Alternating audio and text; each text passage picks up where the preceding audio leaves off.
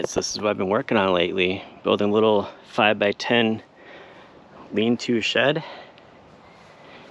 I've put quite a bit of work into it so far. It's getting there.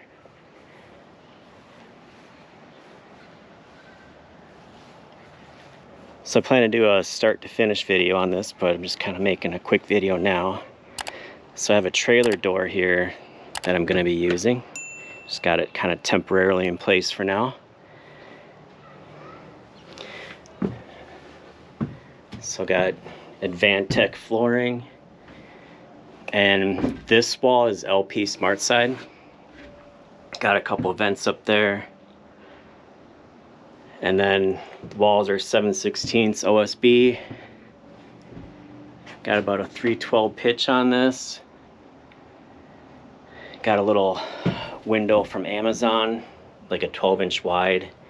Didn't have much room to work with here, and none of the big box stores have anything like that, so found that.